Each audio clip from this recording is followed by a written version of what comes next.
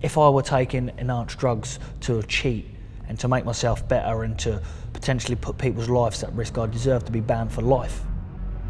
That night, I just had a chat with him for about 2 hours, sitting down, and he was talking about suicide, everything else.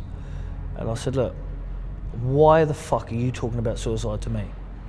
I said, so if you went to commit suicide now, who's going to look after your son? Who's going to look after your daughters and your missus?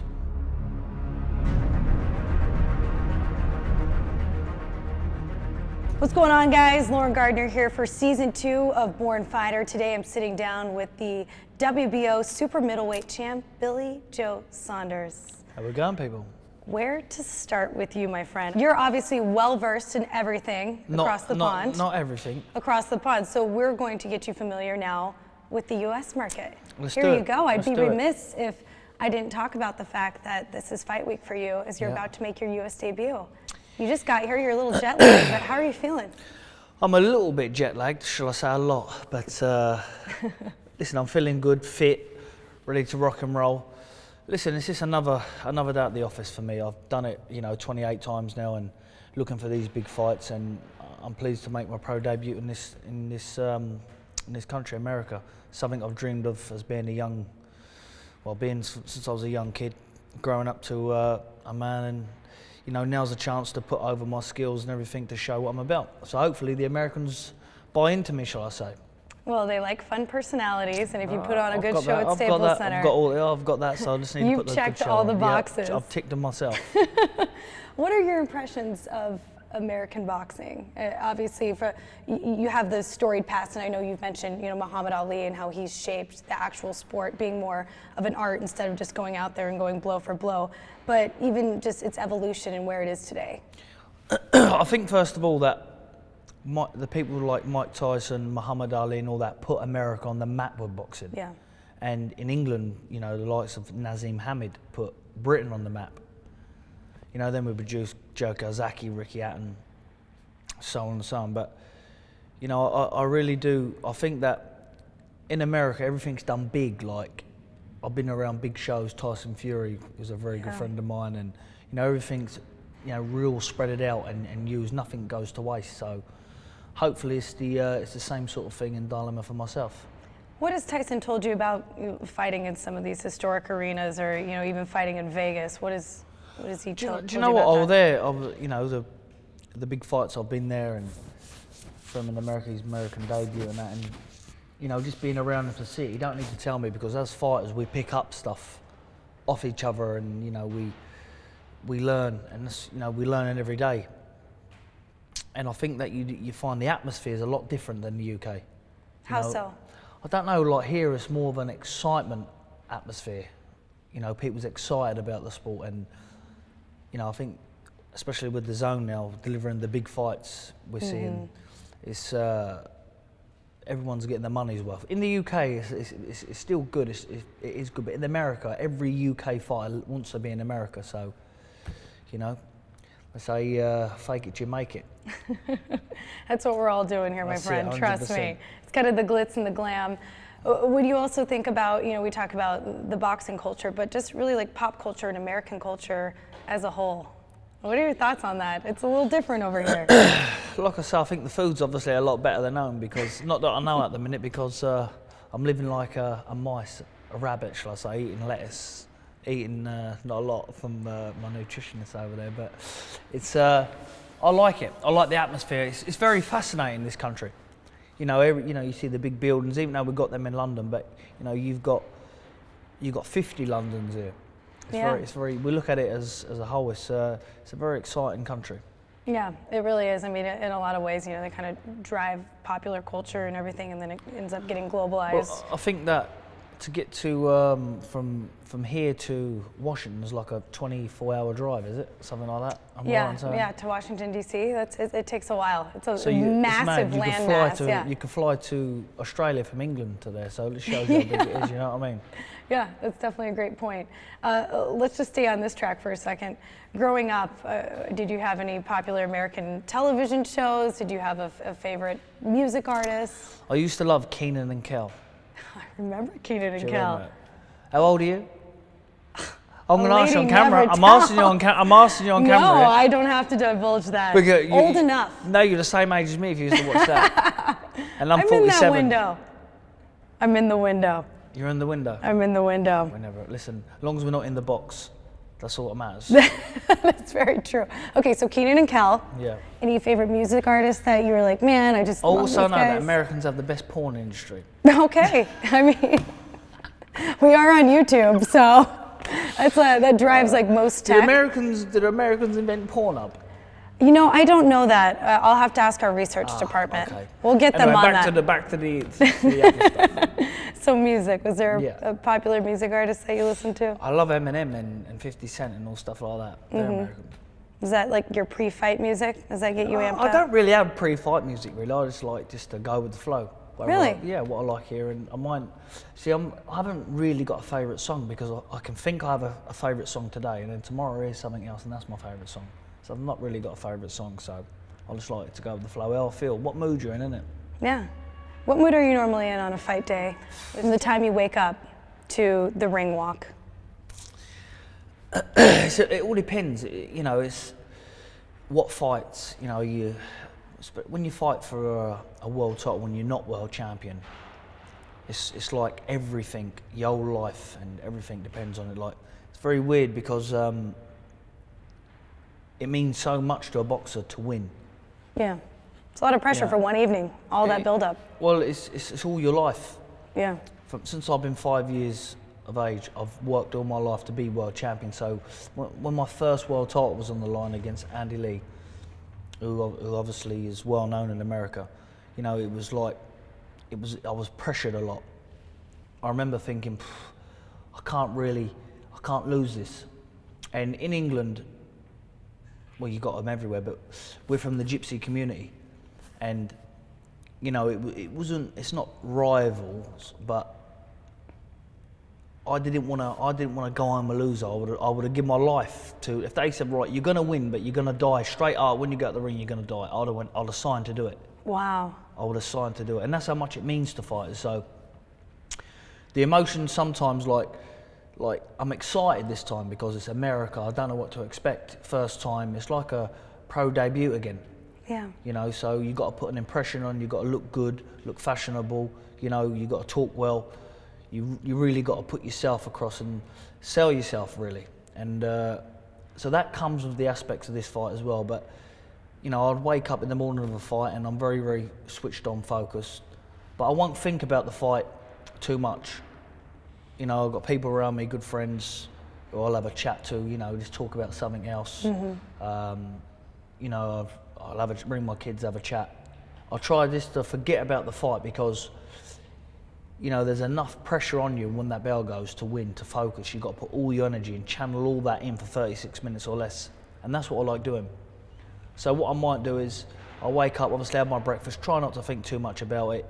You know, a few hours will pass, and it'll run through your mind, but you're trying not to use that energy. It can, you know, it's called nervous energy. And Yeah, it can deplete you. yeah, so I'll try to forget about it, but then what I'll do is I'll probably every time before I fight, I'll always watch the likes of Manny Pacquiao.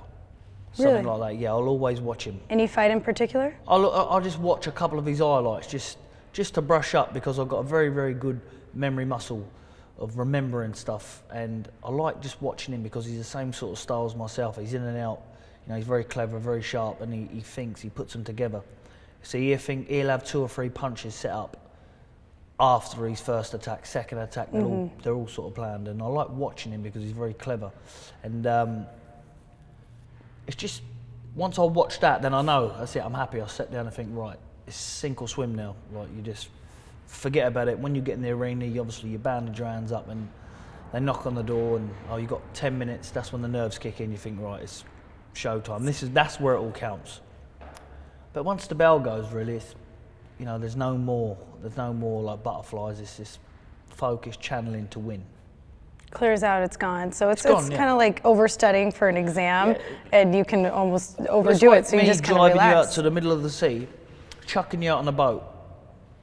You're out now. You're thrown off the boat. Yeah. What are you going to do? You're going to sink or you're going to swim back. That's how boxing is, as simple as that. You have to, if you want to survive and move on with your life, you have to swim back. and you have to make it back to the shore. If not, you sink. So that's the way I like to sum up boxing: sink or swim. That's pretty powerful. Well, it's the only way, because I know it sounds a bit, people say losing doesn't matter. In this job, it does matter. It matters a hell of a lot, because the whole conversation next time is different with the promoter, with the fans, with everything else. It's a different, complete conversation. I went to the Olympic Games in 2008, and I was only just turned 18, and I thought, I'm the man. I'll win these. I beat the Cuban and I beat the Kazakhstan, who went on to win gold, and the Cuban won silver. I beat both of them prior to that. And when you go there with a relaxed mindset, it doesn't matter, it's all right, you're going to go there, the conversation is different, because that meant, for when I first start in my career as a pro, that meant for me getting £1 million to 250,000. So it matters a lot financially, in yourself, to an element, your family, really, I find, because if I lose, and in boxing I then become an has-been and a nobody, then I know it's not all about the financial side, but then my family, my kids in the future, their future is not as secure as what I want it to be. It's generational wealth. So the pressure of me, I don't care about me. I just care about, if I went tomorrow, I know that I can go happy enough to know that they're all right. You know what I mean? So if I was doing it for myself, I don't even know what I'd probably be doing boxing anymore. I'd probably say, oh, probably not. But what else would I be doing? What else would you be doing? I love when I say I love boxing, I don't love boxing. I never watch it, study it, only the big fights. Okay. I'm not one of these boxing That you fans. just can't get enough. You're in line, you're watching boxing, and I don't food even watch counter, my you're at home. opponents. I never watch them. Really? Yeah, never Why? even watch them, because it's pointless, because they're not going to throw the same jab, the same, not going to move the same, because I'm different to all them that boxed. They have to adapt to me. I don't want to go in there and adapt to them. So you're going in there and you're fighting your fight. I'm trying to do something that no one else has ever done to them. So if I want to watch them and go, right, well, that fella walks forward, I'm going to go in there and walk forward, that's what he's going to do to me. No, I don't do that. That's all I do. I have a look at them, I have a quick look, and I'll see if they're a come forward fighter or boxer. That's all I need to know. Do they come forward, do they box? If they can do both, then I have to do both. So that's the way I analyse my opponents. It's a very simple approach, but it keeps you in the moment. But you have to keep it simple, because sometimes in boxing, when people goes into real fine details, okay, you got to parry the jab down, come over that, that's all a load of rubbish. In England, we call it bollocks. It's bollocks. Do you know what bollocks is? Yeah. Yeah. Crap. That's what we call it. Yeah. All a load of that. I mean, this is on YouTube. We can say what we want, you can say what you want. We're keeping it clean for the kids. Yeah, for the kids. But that's all a load of rubbish, because you can't go into fine details. You can have a game plan, but when the bell goes, it's just you and him. Mind versus mind, body versus body. So you got to move with the time. 3 minutes every round. You touched on that sink or swim mentality. You're surrounded by this team.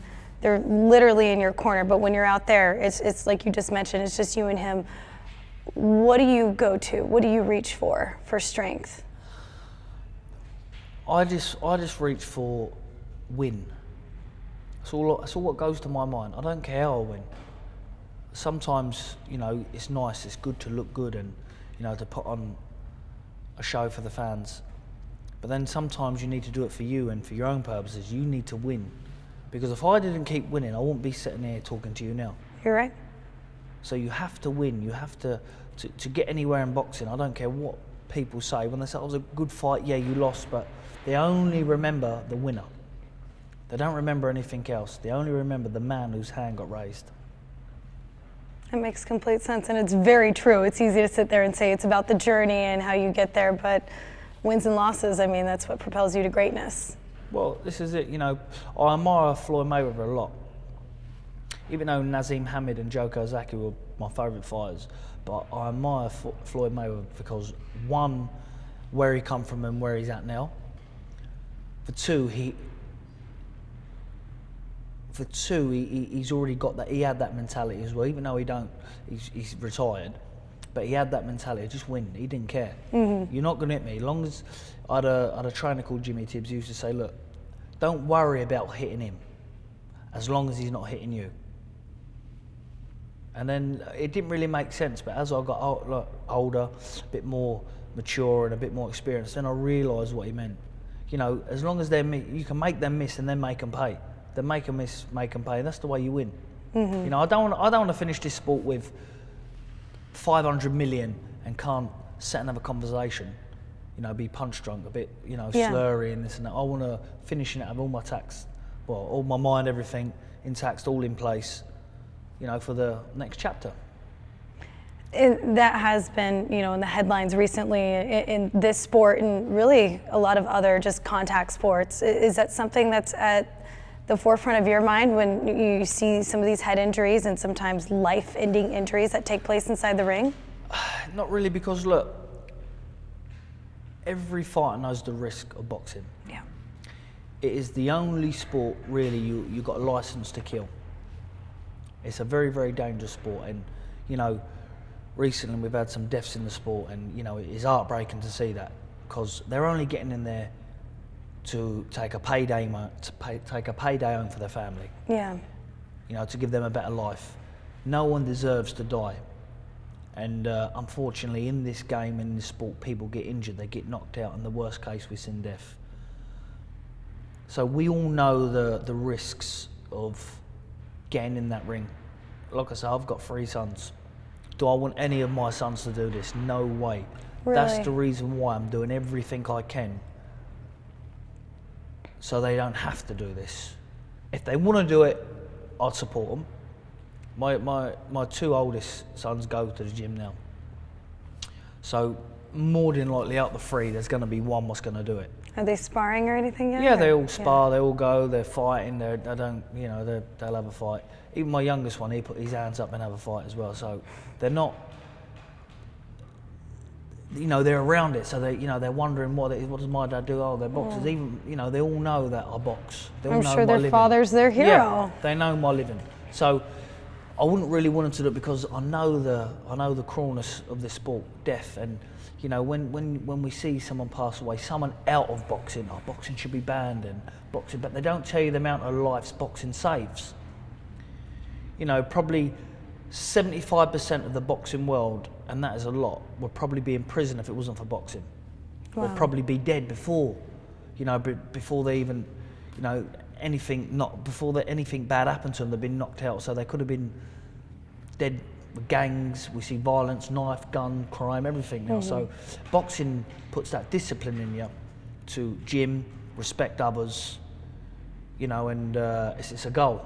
Consumes time. Yeah, too. and it does, yeah. But I look at boxing as well like prison sometimes, because it can be very military. When you're in a camp for a big fight, you need to. It's not only about going to the gym twice a day, 3 times a day, 10 times a day. It's also about resting, eating right. You know, it's about knowing when to push, step on the gas, and you know, when you're finished doing what you're doing, your normal job, you can go out and have a drink, you can go out and have food, you can do what you want. But in boxing, you can't. You have to go to bed. Go to bed, rest up, get ready for the next session. Yeah. Eat that, that's it. No more food. So it's a bit. The work never stops. So it's like prison in a way. Yeah. Your job's never done until you literally say, look, that's me done, boxing, retired, because it's never over. You mentioned the prison, and I saw, you know, some footage of you at training camp with Tyson Fury, and it really is very regimented. How did you enjoy training with him and being with that camp and changing things up? Me and Tyson have been friends since I've been 15, on the England squad together, going abroad, all different countries. So training alongside of him now it's not. For me, it's not, I'm here with Tyson Fury because we're mates. Like, we're very, very good mates. You know, I was with him at dark times and good times.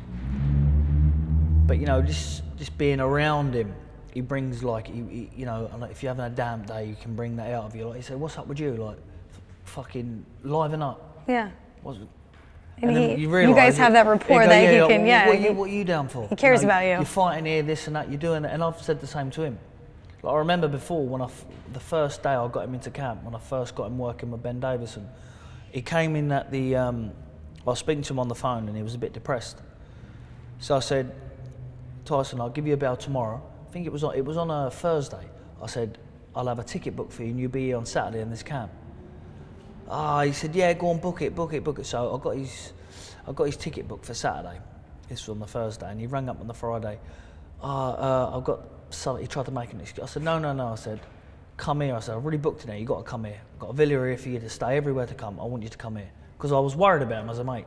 You could sense something was off. Yeah, and then when he come over, he came walking through the airport, and I went, fucking hell, what a mess. I thought, I didn't even recognise him. Wow. When was this? This were in 2016, and early 16.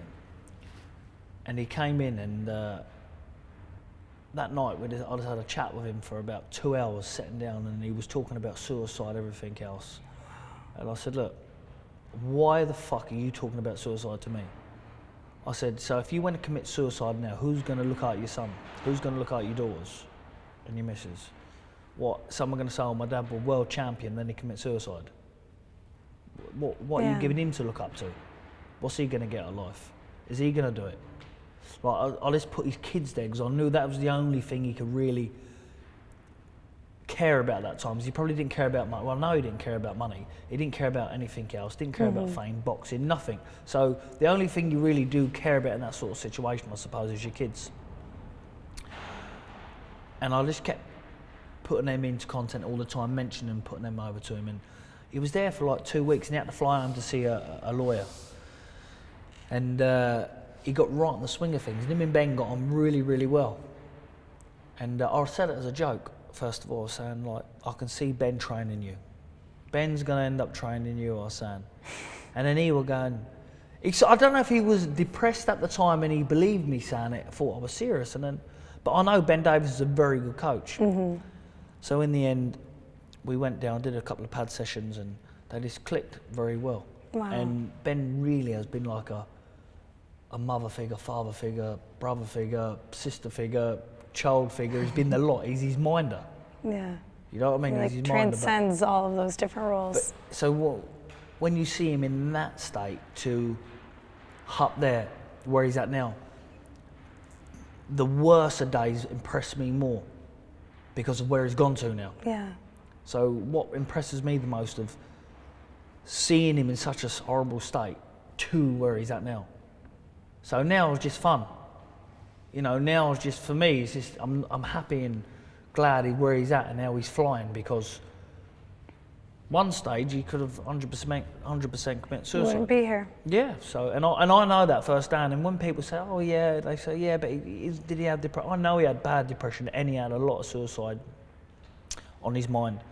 He came to watch me fight one day, and I boxed in Scotland, so he came walking down the corridor, just waiting, and I see him. He had his coat, and he put his hand in his coat, and he brought this little flask out and started drinking it. So he put it back At your in his fight, pocket. Yeah, so outside the dressing room or wherever? This is in the hotel. Okay. So I said, what's that? Oh, he said, this is strong beer, he said. I think it's like whiskey, some Alpachin or something, whatever it was. This is strong stuff. It's apparently one of the strongest whiskies or drink you could get. Okay. And I went, are you really that bad? I said, why are you doing that this time? I think it was about 10:30 before I weighed in.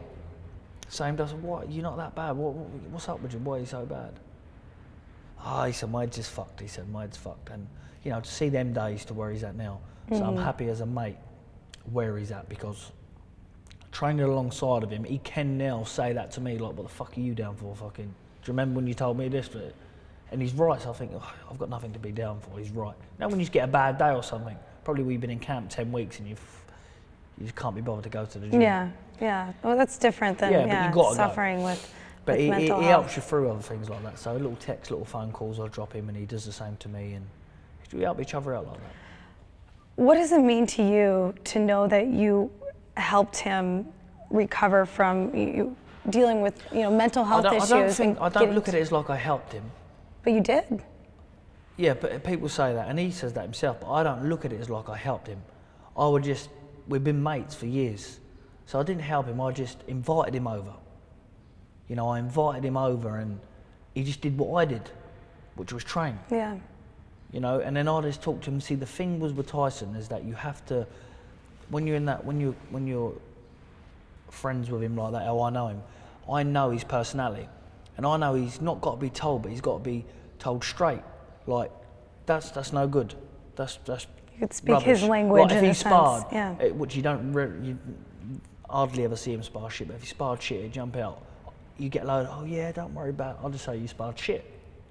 You can be brutally honest with him, I'll not just say yes you sparred man. shit. Yeah. And then you get him in the next couple of days, and like I feel sorry for the sparring partners because he was sparring shit once, and I know his favourite song, yeah.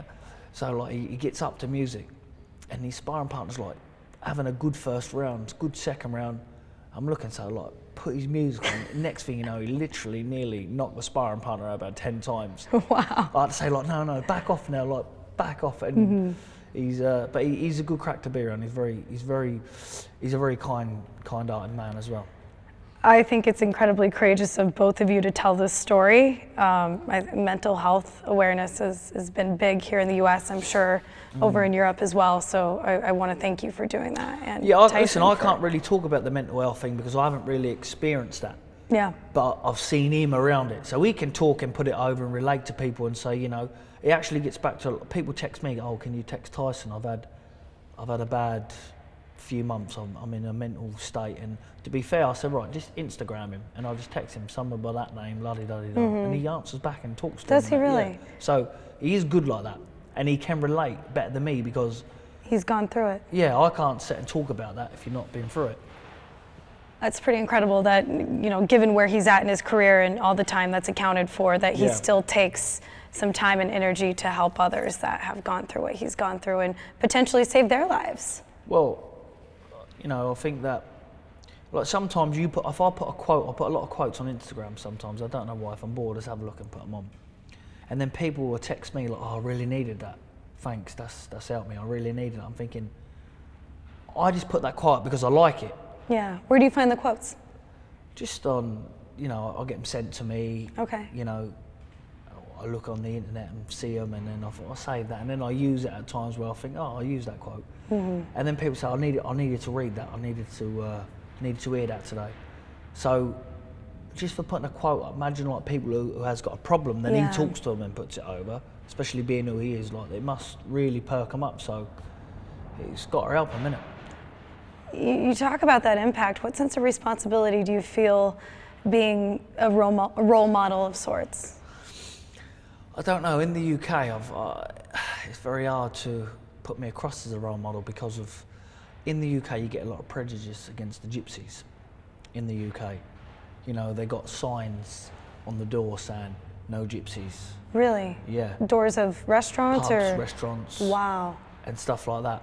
And I think that being targeted because of that, it's very hard for me to be. I try my best, and I'm not perfect because you know I've been in a lot of trouble in the UK for, you know, minor but silly things, and you know, a lot of people don't really. I say they don't look up to me. Some people probably do, but then you got your majority what would probably look up to me more if I wasn't in the gypsy community.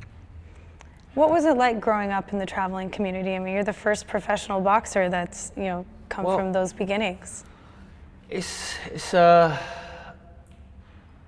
kid growing up, it was obviously no internet, no phones, no anything. Not a lot really, we didn't have. But it was more, you were just chucked out, you know, and we're going roaming playing. It was mostly fighting, sparring, fighting, and because where we come from, our culture is, in England, I say 80% of the amateur boxing is travellers, gypsies. 80%? I would say 80%. Okay. If Why do you not, think that is? I don't know. It's just something I think there's something they're born with. I think it's born inside them to do that. It's like a fighter's spirit? Yeah, it is, because you see, you know, like I say, you see young kids like 2, 3.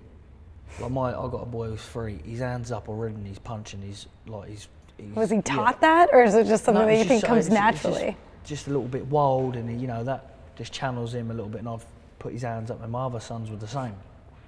My nephew's the same. Like there is a strong 75%, but I would say 80% are gypsies.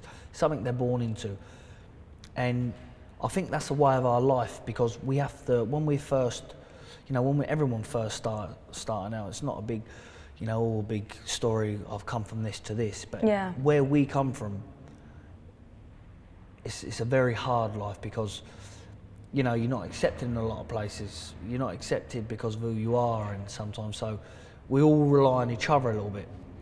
And then they're like, when you're a kid growing up as a gypsy, your only toy really is probably a pair of gloves and to fight.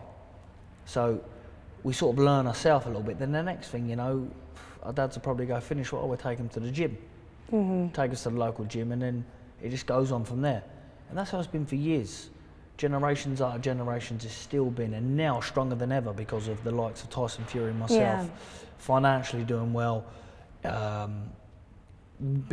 achieving our dreams, winning titles, in big, huge fights. So they're now looking up to that and thinking, we're not only going to do it as the amateurs now, we now want to do it as pros. And now it's attainable. I think there's, I think we've got about 20 in the UK, I would say. There's plenty more, but 20 world-class professional fighters who've got a chance of being world champions. Wow. Do you feel that your success and Tyson's success has changed the perception of that community in the eyes of? I think that it has in a way, because if you're non-gypsies meet gypsies, then the first thing they'll probably say is, "Oh, do you know Tyson Fury? Or do you know Billy Joe Saunders?" So it's sort of a nice conversation to start on. It bridges the gap. Yeah, a little bit. So maybe so in with some people. I can't speak for everybody, but for some I would say. How would you describe your childhood growing up in the community? How would I describe it? Very hard. Was it odd at the time, though? It was very hard at the time. Hard, I left school at 11, and I was working with my dad. What were you doing? I was doing roofing. It's tough work. And every day we'd go to work, and if he had a job on for like, let's just say 500, he'd say, right, there's 70 quid. Wow. But why he did that, because we learn our kids not to be dependent on anybody. You never see a gypsy in the UK, or I don't know about America, but in the UK with a 9-to-5 job, because they don't like being told what to do, and they want to do. They want to be their own success. They want to move, and sometimes their downfall. There's a lot of successful businessmen in the gypsy community who hasn't boxed and done a legitimate business, was successful. But as a kid growing up, I was working at 11, and I could see my dad struggles sometimes. And I were 11, but I were probably 18 in the head. And I could see like my dad's struggles growing up. And then when I got a little bit older, I was thinking, because I was in the gym at this time, and I knew I was okay at boxing. And it was very, very hard, and I was thinking, do I really want to do this? Because I used to sit there, my dad was talking to a job, and it would be freezing cold, and as he's talking, to get this job, I'll be sitting thinking, please don't get this job. Because you don't want to be up on that roof in the freezing cold. Cold. I was thinking, please don't get this job. And then he'd go, right, get them off, dude. I think, oh, fucking hell. So then I'd do it, Yeah, for $75. Yeah, and then I didn't realise, I realised in the end, like, when I started to get 15, I see my friends pull up in, they pull up in new cars, Mercedes and stuff, and I used to think, I'll like that one day. And I was never going to get it by leading that way of life. Yeah. Because they depend on themselves, so you're not guaranteed income all the time. You might go 1 week and you might not get anything. You might not get no money. You might have a decent week, but it was just living. And I wanted to do more with my life than just live. And I knew when it started to get serious, I wanted everything as an amateur, going all the way through. And I remember that people used to say to me, what are you going to do? And I said, I'm going to the Olympics. Oh, you're going? I would say, yeah, but I would never even picked on the main squad. Where was that seed planted? I don't even know. I remember watching Amir Khan box in 2004 in them, and I was thinking, I want to go there. Wow. And I was only 14. And when I was like 16, it came to the age of just passing my tests, like driving license and that. My mind started to like wander away from boxing a little bit. When I turned 17, I was working, and I was thinking, I can't work because I had a kid. And I was thinking, I can't really work and box at the same time. Do I want to box and my kid have nothing, or do I want to carry on working here and feed my kid? Because even though I was only 17, but I would never go to my dad and say, oh, have you got 50 quid? Have you got 100 quid? Never. Because if I didn't have it, I'd go without. I'd find somewhere to feed my kid or something like that, you know?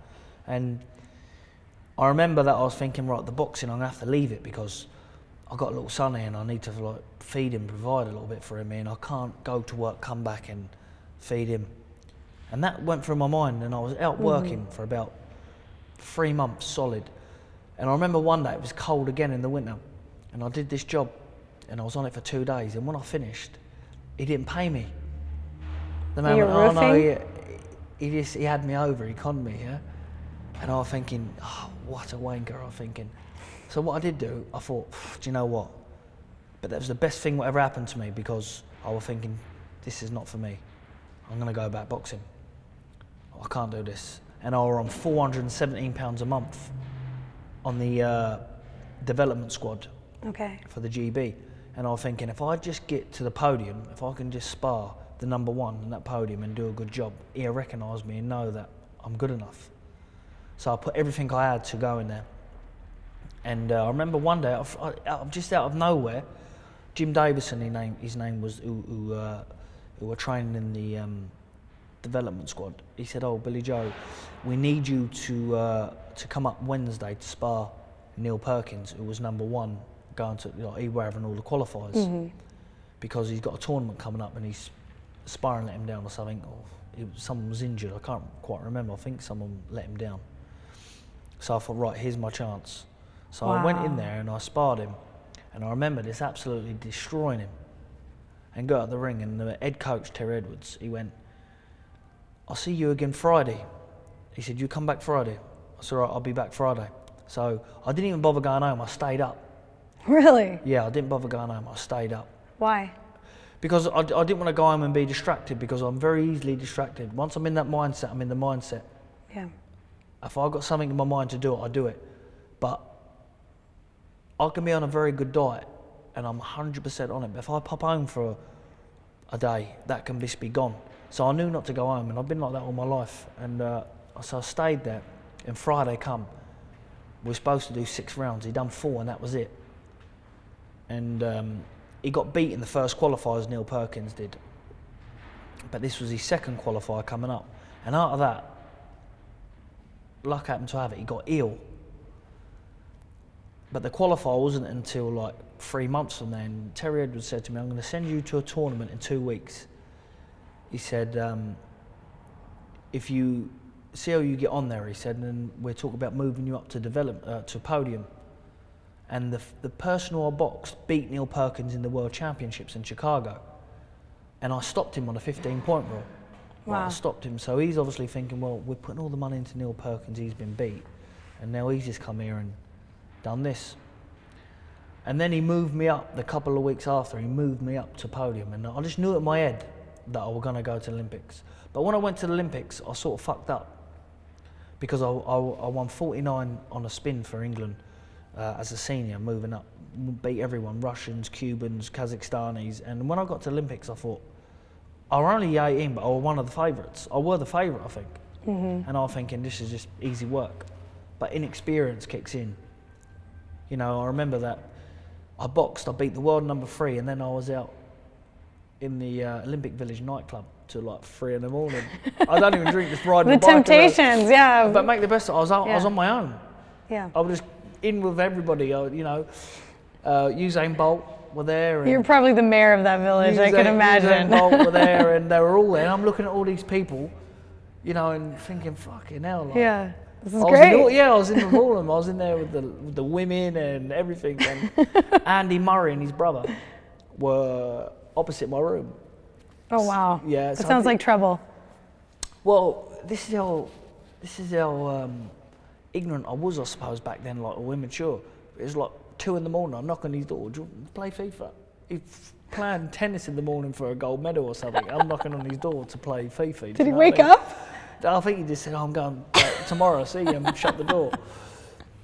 But yeah, so it's just weird how life works around. Yeah. And I ended up, going there, turning pro, and being successful as a pro so far, and achieved my dreams as world champion, and numerous titles on the way.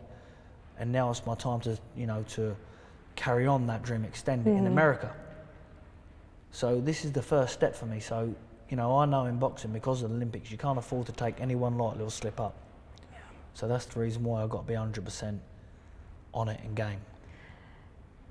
We are now staring down the barrels of 2020. 2019 has kind of been a resurgence for you.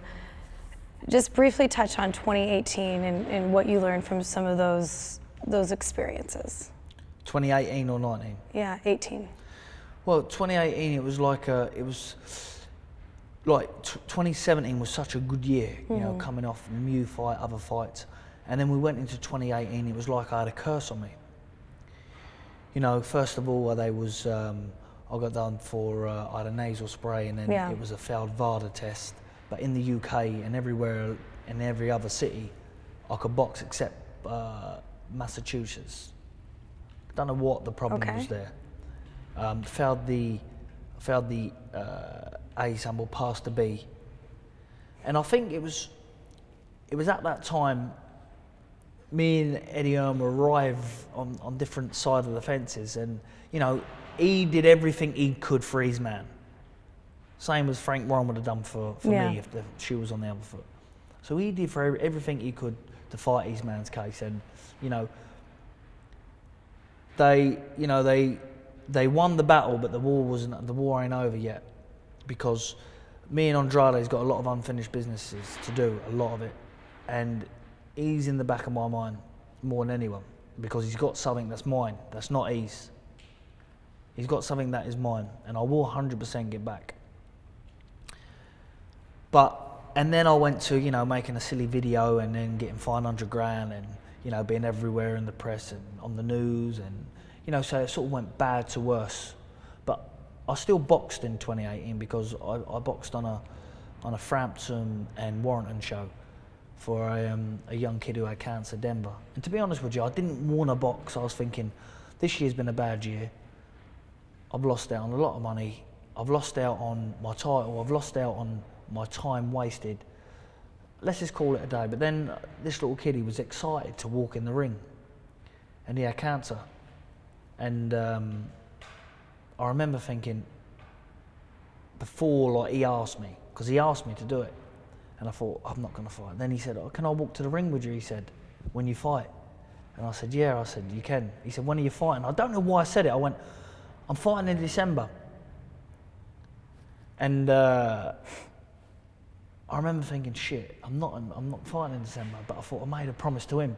So I rang up my management, MTK. I went, look, because I wasn't banned,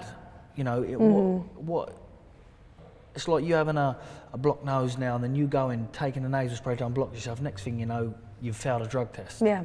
If I were taking enhanced drugs to cheat and to make myself better and to potentially put people's lives at risk, I deserve to be banned for life. But that wasn't the case. And then when I gave my word to him I was going to walk out in the ring with him, I just got in the ring and I boxed because of him. And then sadly he passed away. He passed away, it was, I think he passed away 3 months after that. But I was pleased I did, do that because he were happy, and, it's sort of like, I suppose it wasn't a dream come true, but it was something he wanted to do. He enjoyed it, putting his hands in the air, and so that was it was sort of like a nice close in 2018. Sense of redemption of sorts? Yeah, it was like, obviously the bad's gone, but then it was like, everything what happened there sort of made it worthwhile seeing him happy. Yeah. Do you know what I mean? Because absolutely, you know, business and boxing's a sport, but when you see something like that, and you know, people sometimes think they've got problems because of they got a puncher on the car because they've missed a payment or somewhere. But then when you see that sort of problem as a child up close, who's on the clock. you know, I can imagine his mum like waking up, looking at her son every day, thinking this could be the last week. And in life, business is business, but family over everything. For me, it's family over everything, and family has to come first. You know, like I said earlier on in this interview, myself, I don't care, but everything I do is for my kids, my family. So family before everything, and you know, put myself as family to him, even though I wasn't family, made me, you know, put things in perspective what really matters. So that were gone, and 19 came. Then obviously I became, since all that went on, within 8 months I was world champion again, and you know, back where I want to be. Matter of fact, put myself in a better place where I'm at now. You know, with Matchroom, the Sky UK, obviously the Zone, but a big part of that as well come down to my management, MTK, because they stuck by me through good and bad. And when it come bad, they could have went, well, do you know what? They could have, Yeah, but thank God they didn't. So, you know, I owe a lot to them as well. Yeah, they stood by their man. Now you're in what you've referred to as your prime. The prime. The prime. What are your primary goals? I've heard Canelo, I've heard Triple G. How do you get there? Well, you know, a lot of people, I knew when I first turned pro that my path and David Lemieux's path were going to cross when I first turned pro. And I know that, and I also had the same knowing that me and Canelo's path will cross. People will look at it and go, well, I've never seen anything Billy Joe does to beat Canelo. But that's because I've never been in the ring with Canelo. I know I can beat Canelo, and you get all these people now, you see Danny Jacobs, you see Andrade shouting it. Because they want the payday, because they want paydays. For me, keep the money, and I'll give it what I got. Just give me the win. I won't go in there for money. Even though the money comes of it, I won't go in there. So if this actually happens, what are you doing with the money? You're just putting in one pot, winner takes all? I would, as long as, see the thing is with that fight is that Floyd Mayweather is the only person I put that wrong. Canelo Alvarez is the only person they tried to rob Floyd Mayweather for. They give that a majority fight, majority decision. Floyd Mayweather beat him every single round. See, I know, I'm not stupid. I know if I get in the ring with him, I have to do stuff with him that no one's ever done. And yes, it's going to be hard, but I know I got the beating of him. I know I've got the beating of him, and I'm a very straight and honest person when it comes to boxing. I won't make myself look silly and say it. But if it were fair judging on my kid's life, I'll put all the money in one pot and say, yeah, do it. As long as I knew 100% it was going to be fair judging. Because for one, he puts these weight clauses on people. That's one thing I wouldn't sign up to and to do, because of it's not fair. That's giving people advantage. Put it all on a level playing field. You know, hopefully I defend my title on Saturday night. I move up to light heavyweight, and I'm mandatory, so I'll see if he vacates or fights. So if I move up to light heavyweight next week out of my win, then we'll see if he fights me or vacates, because I'll fight him at super middleweight or that. And Golovkin, I'm not just targeting them because it's, you know, the money side. I'm targeting them because I want to be the best. I'm in this sport to be the best, and I know that beating people like that puts you in the same category as greats. Yeah. And that's the only way to be great in the sport, is fight people like that. But I've never had a chance on other platforms because of the access to these sort of fights. But now I'm with the Zone. Here you are, yeah. And with Matchroom Boxing, they're a big open, everything's open possibility. Right here, right now, what's your message to Canelo Alvarez? First of all, I've got to take my hat off to him. I take my hat off to him because he's a good fighter. He's an incredible fighter, and he's done a lot for the boxing. He's beat some good names. He don't duck anybody. Yeah. But there's only one title he hasn't won going all the way. They go, he's 4-weight world champion. He's not 4-weight world champion. The super middleweight title he won wasn't the super title. It was the regular WBA championship. I don't class that as world champion. Okay. Or the IBO. I don't class them as world championships. It's like me winning the Intercontinental WBO and saying I could have said that in 2013 I'm a world champion, but it's not the case. You have to. I believe there should only be one world champion at every weight. But to say that, you know, you're the interim WBA world champion, that ain't a super middleweight world title, but I've got one. So if he wants a chance of being a proper super middleweight world champion, I've got one of the titles, probably one of the best well-known titles out the lot, and I'm willing to, you know, negotiate that fight on fair terms and see who the best man is. Where would you want the fight to be held? I'd fight him wherever he wants. I'll fight him in America. I would love it to be in Vegas. Yeah. I would love it to be there, but you know, I'm open to fight anywhere. As long as it's fair, I don't care. And at what weight class? Light heavyweight? Well, no. Listen, I'd fight him at middleweight, super middleweight, or light heavyweight, because he's not a big light heavyweight. 5'8", that's not a light heavyweight to me. Mm-hmm. You know, I'm a bigger man than him. Like, I've got more structure and size. You know, he might be a bit thicker set, but the heavier person around me is gonna be a disadvantage for them, because, you know, if they think they're gonna get in the ring heavier than me, then, you know, I'm a very good mover, a very good boxer, think well. You know, it'd be a very tough night. Look, he's a good fighter, but I believe I can beat him, and I know I can beat him, and I just want the chance to show it and prove it. You know, I've got to take him after what he's done. He's done a lot in the sport. He's a brilliant fighter, but I know I've got the beating of him. Before I let you go, what is your ultimate goal, both in this sport and in life? What do you want your legacy to be? I think that's what I want my legacy, how I want to leave boxing, is to leave it with my senses intact. I want to leave boxing knowing that I've done well, not leave boxing done well and haven't really acknowledged and know what you've done because you took too much punishment. I want to know that I've done well for my family, and I can also sit back and went, listen, I'll give everything I had there. I wasn't good enough to beat him, or I was good enough to beat him. You know, and that's whoever the top man is, and at the minute that's Canelo. So if I beat him, that's how I want to leave, by beating him. What about in life? In life, as long as I've got my health, I've got my wealth. So that's all I'm worried about, is health. And that's first, because, you know, when you've been through a few things and see certain situations, I think your health and your family's health.